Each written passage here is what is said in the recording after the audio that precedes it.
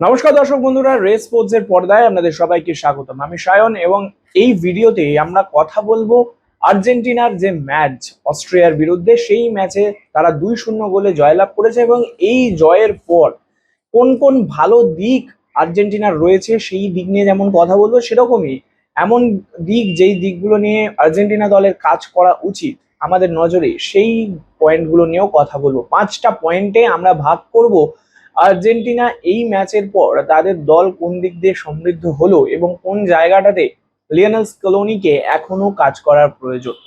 আমরা জানি যে কালকে ভারতীয় সময় দেখতে গেলে রাত্রি 10:30টার সময় কিন্তু এই ম্যাচটা খেলা হয়, অর্থাৎ আর্জেন্টিনা বনাম অস্ট্রিয়া। এবং এই ম্যাচে নামার আগে পর্যন্ত কিন্তু একদম হট ফেভারিট ছিল আর্জেন্টিনা এবং হট ফেভারিটের মতোই কিন্তু তারা জয়লাভ করেছে। তবে অবশ্যই বলতে হবে যে এই ম্যাচটা কিন্তু খুব একটা সহজ ছিল না আর্জেন্টিনার জন্য। যেখান থেকে লিওনেল মেসি পেনাল্টি মিস করার পর যেভাবে অস্ট্রিয়া কাউন্টার অ্যাটাক এবং যেভাবে তারা চাপ বাড়িয়ে রেখেছিল আর্জেন্টিনার বক্সের ভেতর, সেখান থেকে কিন্তু সত্যি কোথাও গিয়ে মনে হচ্ছিল, একটা সময় গিয়ে কিন্তু সবারই মনে হয়েছিল যে অস্ট্রিয়া সেই জায়গাটায় কিন্তু কাজ করে গোল তুলে নেবে। কিন্তু সেখানেই কিন্তু দলগত পারফরমেন্স দেখায় আর্জেন্টিনা এবং সেখান থেকেই কিন্তু গোল হজম করার হাত থেকে বাঁচে। এমিলিয়ানো মার্টিনেজের কথাও আলাদা করে বলতে হবে এবং তার সাথে সাথে ডিফেন্স লাইন নিয়েও কিন্তু কথা বলতে হবে। এবং আর্জেন্টিনা যখনই অ্যাটাকে উঠেছে সেই সময় কিন্তু আলাদা করে লিওনেল মেসির নাম বলতেই হবে। লিওনেল মেসি, তার বয়স হয়েছে 39 বছর বয়স, কিন্তু তিনি দেখিয়ে দিয়েছেন যে ফুটবলের কাছে বয়সটা তার মাত্র সংখ্যা। এবং সেই কারণেই কিন্তু তিনি দুটো গোল তুলে নিয়েছিলেন। অবশ্যই পরপর দ্বিতীয় ম্যাচে হ্যাটট্রিক করার সুযোগ ছিল, কিন্তু সেই সুযোগটা কোথাও গিয়ে একটু নষ্ট হয়েছে, সেটা নিয়ে হয়তো তিনি ভাবছেন না। কারণ দিন শেষে যে ম্যাচটা তারা জিতেছে এটাই সব থেকে ইম্পর্টেন্ট এবং এই ম্যাচ জেতার ফলে কিন্তু নকআউট স্টেজে আর্জেন্টিনা চলে গেল। প্রথম পয়েন্ট নিয়ে যদি আমি কথা বলি, সেখানে কিন্তু অবশ্যই বলতে হবে আর্জেন্টিনার মেসি নির্ভর আক্রমণ এবং তার কার্যকারিতা। আর্জেন্টিনা যখনই অ্যাটাকে ওঠে সেই সময় কিন্তু তার আক্রমণের একদম মধ্যমণি যিনি, তিনি হচ্ছেন লিওনেল মেসি। লিওনেল মেসিকে কেন্দ্র করেই কিন্তু অ্যাটাকটা তৈরি হয়। এবার আপনাদের একটু বলে রাখি, যখন লিওনেল মেসি গোল করেন তখন আপনারা দেখবেন তার যে আর বাদবাকি সতীর্থরা আছে, সেই সতীর্থরা কিন্তু মেসিকে পাসটি দেয়, ফাইনাল পাস মেসিকে দেয়। এরপর মেসি সেখান থেকে গোল করে, অথবা মেসি সেই বলটা অন্য কাউকে বাড়িয়ে দেয় গোল করার জন্য। তো এক্ষেত্রে কিন্তু বলা যেতেই পারে আর্জেন্টিনার যে অ্যাটাকটা হয় সেইটা যদি কাউন্টার অ্যাটাক ধর্মী ফুটবল হয়, তো কাউন্টার অ্যাটাক, সেটা যদি পজিশনাল প্লে থেকে সুযোগ তৈরি করা হয়, সেখানে হচ্ছে মেসি এক ফাইনাল পাস দেবে অথবা মেসি গোল করবে। অর্থাৎ মেসিকে কোথাও গিয়ে কেন্দ্র করেই কিন্তু আর্জেন্টিনার অ্যাটাকটা তৈরি হয়। আমরা যদি দ্বিতীয় প্রথম গোলটাও দেখি, সেখানেও আপনারা দেখতে পাবেন একটা কোথাও একটা লিঙ্ক আপ প্লে, যেভাবে তিনি লিঙ্ক আপ করে উঠেছিলেন সেটা সত্যি প্রশংসনীয়। আমরা যদি যেই চান্সটা তিনি গোলকিপারের হাতে মারেন সেটাও যদি আমরা দেখি, সেখানেও কিন্তু মেসিকে কেন্দ্র করি। এবং ফার্স্ট গোলটার ক্ষেত্রে আলাদা করে বলতে হবে না, এই ধরনের গোল লিওনেল মেসি এর আগেও মেরেছে, এল ক্লাসিকোতে মেরেছে। অর্থাৎ তার যে সতীর্থরা তারা কিন্তু সব সময় মেসিকে খুঁজে পাচ্ছে কোথাও।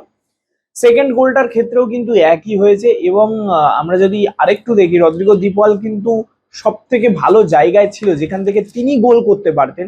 তিনি কিন্তু নিজে শট না নিয়ে লিওনেল মেসিকে খুঁজেছেন, লিওনেল মেসিকে পাস দিয়েছেন। অর্থাৎ এর থেকেই বোঝা যাচ্ছে যে আর্জেন্টিনার যে অ্যাটাকটা তৈরি হয় সেটার কিন্তু মূল কারিগর অথবা মধ্যমণি একদমই লিওনেল মেসি। এবং সেকেন্ড পয়েন্টেই কিন্তু রাখতে হবে, যে ধরনের গেম প্লে বা গেম প্ল্যানিং হচ্ছে সেটা কিন্তু সত্যি প্রশংসনীয়।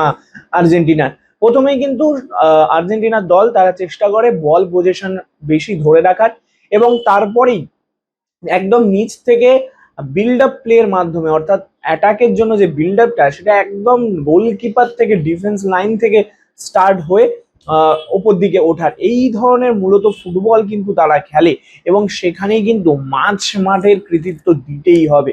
এনজো ফার্নান্ডেজ এবং ম্যাকঅ্যালিস্টার যেভাবে মাঝ মাঠটাকে নিয়ন্ত্রণ করেছে, সেখান থেকে অস্ট্রিয়া এই ম্যাচে কখনোই কিন্তু মাঝ মাঠের দখলটা পায়নি।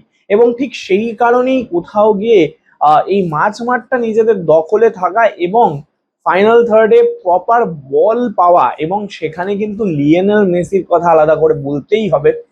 লিওনেল মেসি যিনি সেন্টার ফরওয়ার্ড হিসেবে স্টার্ট করে, কিন্তু আদতে সেকেন্ড স্ট্রাইকার হিসেবে মাঝমাঠ এবং অ্যাটাকের যে লিঙ্ক আপটা তিনি করেন, সেইখান থেকে কিন্তু বলা যেতেই পারে ম্যাকঅ্যালিস্টার এবং এনজো ফার্নান্ডেজের সাথে এবং ওপর দিকে লাউটারো মার্টিনেজ, এই যে তিনজনের সাথে এই তিনজনকে যে বেঁধে রাখার যোগসূত্র, সেটা হয়ে উঠেছেন লিওনেল মেসি। এবং মাঠ কন্ট্রোল থেকে শুরু করে অ্যাটাকে ফাইনাল পাস বাড়ানো, সেটাও কিন্তু লিওনেল মেসি। এবং এই যে পজিশনাল প্লে, সেটা কিন্তু সত্যি কোথাও গিয়ে এই যে ম্যাচের টেম্পোটা ধরে রাখা, সেটা কিন্তু আর্জেন্টিনার মাঠের ফুটবলাররা যথাযথভাবে করেছে। এবং সেখানেই কিন্তু বলা যেতে পারে যে পজিশন প্লে, নিজেদের মধ্যে ছোট পাস খেলা, নিজেদের মধ্যে পাসিং, সর্বদা পাস খেলা এবং সেখান থেকে বিল্ড আপ করে যে অ্যাটাক তোলা, সেখানেও কিন্তু লিওনেল মেসির অবদান অনস্বীকার্য। থার্ড পয়েন্ট, এবং বলা যেতে পারে এই পয়েন্টটা এই আর্জেন্টিনা দলের পজিটিভ পয়েন্ট সেকেন্ড ম্যাচ দেখার পর, সেটা হচ্ছে এমিলিয়ানো মার্টিনেজ। প্রথমেই বলেছিলাম যে এমিলিয়ানো মার্টিনেজের কথা আলাদা করে বলতে হবে। এমিলিয়ানো মার্টিনেজ সারা ম্যাচে কি দুর্দান্ত পারফরমেন্স করেছে? না, সারা ম্যাচে দুর্দান্ত পারফরমেন্স করার মতো জায়গা ছিল না, কারণ গোলকিপার পর্যন্ত বলই আসেনি সেইভাবে। কিন্তু যখন যখন এসছে, যখন অস্ট্রিয়া কাউন্টার অ্যাটাকে উঠেছে, সেক্ষেত্রে কিন্তু সেকেন্ড হাফে বেশ কিছু সেভ করেছে এমিলিয়ানো মার্টিনেজ, যেগুলো কিন্তু গোলে কনভার্ট হলেও হতে পারতো। তো সেই জায়গা থেকে এমিলিয়ানো মার্টিনেজ যখনই আর্জেন্টিনার জার্সি গায়ে তিনি মাঠে নামেন, তার মধ্যে একটা সুপারম্যান কি স্পাইডারম্যান ভর করে এবং তিনি যথাযথ সেভ করে দেয়। এদিনও কিন্তু তাই হলো। অস্ট্রিয়ার যথেষ্ট ভালো কয়েকটা কাউন্টার অ্যাটাক পেয়েছিল এবং সেখান থেকে গোল করা যেতেই পারতো, কিন্তু এমিলিয়ানো মার্টিনেজ রুখে দিয়েছেন। এবং সেই কারণেই কিন্তু যেই সময় পেনাল্টিটা মিস করে আর্জেন্টিনা, লিওনেল মেসি যখন পেনাল্টিটা মিস করে, তারপরে যখন অস্ট্রিয়া একদম বলা যেতে পারে চেপে ধরেছে, সেই সময় এমিলিয়ানো মার্টিনেজ কিন্তু মাথা ঠান্ডা রেখেছে এবং একদম একের পর এক সেভ করেছে। এবং সেই এমিলিয়ানো মার্টিনেজ এবং অবশ্যই ডিফেন্স লাইন যে ম্যাচুরিটিটা দেখিয়েছে, সেটা যদি না থাকতো, তাহলে কিন্তু কোথাও গিয়ে গোল হজম করতে হতো আর্জেন্টিনাকে। এবার যে দুটো পয়েন্ট নিয়ে কথা বলবো, সেই দুটো পয়েন্ট কিন্তু একটু নেগেটিভ সাইড।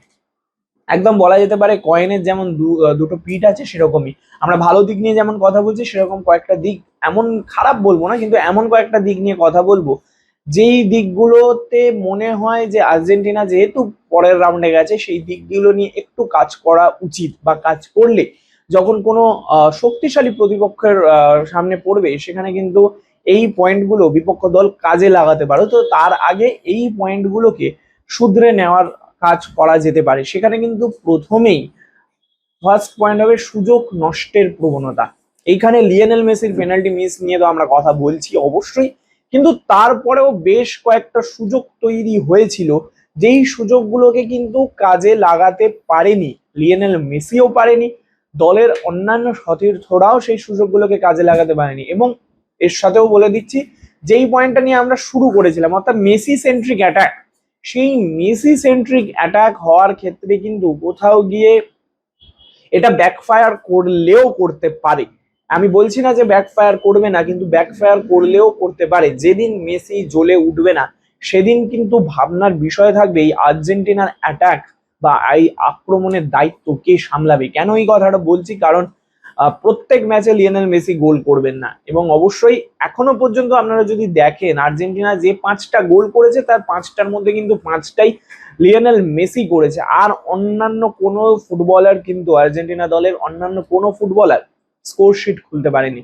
তো সেই দিকটা কোথাও গিয়ে হলেও একটু কনসার্নের দিক হচ্ছে। লিওনেল মেসি অবশ্যই ভালো ফুটবলার, তাকে আলাদা করে আমার বা অন্য কারোর কিছু বলার প্রয়োজন নেই, কিন্তু এই যে অত্যাধিক লিওনেল মেসি নির্ভর ফুটবলটা খেলছে এবং সুযোগ নষ্ট, যেখান থেকে বলা যাচ্ছে যে সুযোগ যেগুলো পাচ্ছে অন্যান্য সতীর্থরা, সেই সুযোগ নষ্ট, সেটা কিন্তু কোথাও গিয়ে একটা হলেও কনসার্নের দিক থাকছে। এবং সেই জায়গাটাতেই কিন্তু লিওনেল স্কালোনিকে কাজ করতে হবে। এবং আজকের লাস্ট পয়েন্ট, যেই পয়েন্টটাকে নিয়ে কথা বলা সব থেকে বলা একদম উচিত, যেই পয়েন্টটা আমার মনে হয় এই ম্যাচের সব থেকে বেশি গুরুত্বপূর্ণ দিক, যদি আর্জেন্টিনা এই ম্যাচটা ড্র করতো বা হারতো, তাহলে এই পয়েন্টটা নিয়েই সব থেকে বেশি কথা হতো। অর্থাৎ পেনাল্টি মিসের পর যেভাবে আর্জেন্টিনা দলের ছন্দটা পতন হলো, একদমই পেনাল্টিটা যেভাবে পেলো এবং সেখান থেকে পেনাল্টি মিস করলো লিওনেল মেসি, এবং তারপরেই দলের যে ফুটবলটা সেটা কিন্তু বলা যেতে পারে পুরোপুরি ভেঙে গেল। যেই পজিশনাল ফুটবলটা আর্জেন্টিনা খেলছিল সেই পজিশনাল প্লেটাই একদম ভেঙে গেল, এবং দেখা গেল অস্ট্রিয়া সেই জায়গাতে ডমিনেট করছে, অস্ট্রিয়া অ্যাটাকে উঠছে, এবং অস্ট্রিয়ার সেইভাবে ফিনিশিং বা সেইভাবে বল সাপ্লাই পায়নি বলে সেখান থেকে গোল তুলে নিতে পারেনি। কিন্তু যখন বড় টিমের এগেনস্টে খেলবে আর্জেন্টিনা, সেখানে কিন্তু এই ধরনের ছন্দপতন যদি ঘটে, এই ছন্দপতনের পর কিন্তু ভুগতে হতে পারে আর্জেন্টিনা দলকে। কারণ এই ছন্দপতনের পর বড় টিম কিন্তু এই সুযোগটাকে কাজে লাগাবে, এবং এই সুযোগকে কাজে লাগিয়ে কিন্তু তারা গোল তুলে নিতে পারবে, সেই জায়গাটা কিন্তু দেখতে হবে। কারণ এই রকম ছন্দপতন, একটা ম্যাচের টেম্পো হারিয়ে যাওয়া, এটার জন্য কিন্তু বেশ বড় বড় টিম নিজেদের মানে একদম বলা যেতে পারে নিজেদের পয়েন্ট বা নিজেদের বলা যেতে পারে ম্যাচের যে রেজাল্ট সেটা কিন্তু হারিয়েছে, বা সেই জায়গা থেকে কিন্তু জেতা জায়গা থেকে, যেখান থেকে কাগজে কলমে অনেক এগিয়ে থাকে দল, সেখান থেকে কিন্তু এই টেম্পো হারানোর জন্য ম্যাচ হারতে হয়েছে। তো এই জায়গাগুলোকে নিয়ে একটু হলেও কাজ করতে হবে, মাঠ মাঠকে আরো নারিশ করতে হবে তারা। কারণ মাঝ মাঠে কিন্তু টেম্পোটা ধরে রাখে, সেই টেম্পোটা কিন্তু মাঝ মাঠের ফুটবলাররা ধরে রাখতে পারছে না। তো সেই জায়গাগুলো কাজ করতে হবে। এই ছিল আমার মোটামুটি আমার অ্যানালিসিস এই ম্যাচ থেকে। আমার মনে মনে হয়েছে যে এই দিকগুলো আর্জেন্টিনা দলের ভালো, এবং এই দিকগুলো নিয়ে আরো কাজ করতে হবে। কারণ পরবর্তী ম্যাচের আগে অবশ্যই বলা যেতে পারে যে আর্জেন্টিনা কোয়ালিফাই করে গেছে নকআউট রাউন্ডের জন্য, কিন্তু তারপরেও এই দিকগুলো হয়তো গ্রুপ স্টেজের ম্যাচে কাজে না লাগলেও নকআউট স্টেজে কিন্তু এই জিনিসগুলো যেমন এগিয়ে রাখবে আর্জেন্টিনাকে, তেমনি এই দুটো দিক কিন্তু কোথাও গিয়ে সমস্যার কারণ হতে পারে আর্জেন্টিনা দলের। Sayan, press sports.